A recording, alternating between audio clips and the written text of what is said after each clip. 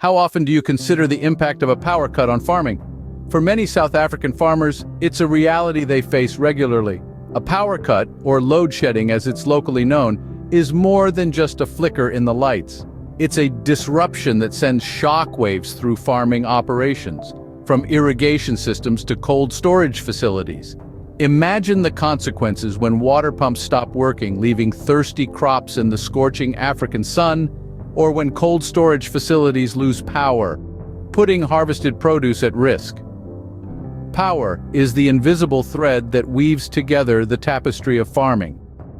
It's the engine that drives the machinery, the heart that pumps water to the fields, and the shield that protects harvested produce from spoilage.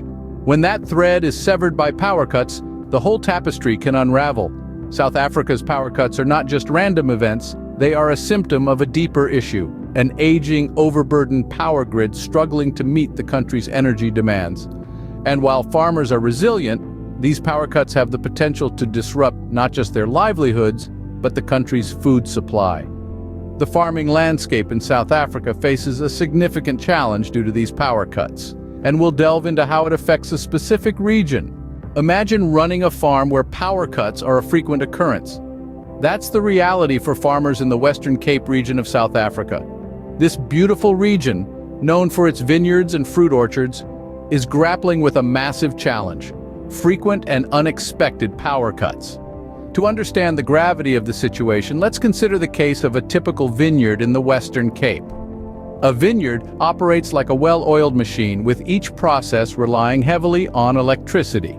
Irrigation systems, for instance, are often automated and require power to function. Without electricity, these systems fail, leaving the vineyard at the mercy of the weather, which, due to climate change, has become increasingly unpredictable.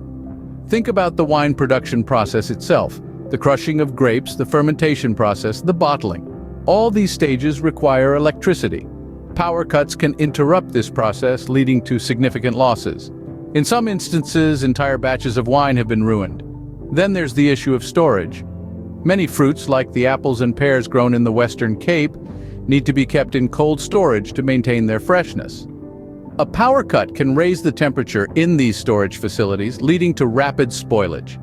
It's estimated that a single day without power can result in the loss of thousands of dollars worth of produce. And these are just the direct impacts. Indirectly, power cuts can disrupt supply chains, making it difficult for farmers to get their produce to market. Moreover, the unpredictability of power cuts makes it hard for farmers to plan and manage their operations effectively. The struggles of the Western Cape region illuminate the broader challenges faced by farmers across South Africa due to power cuts.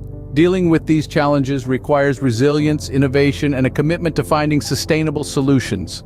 But that's a story for another scene. The impacts of power cuts on farming extend far beyond the farm gate. You see, farming doesn't exist in isolation.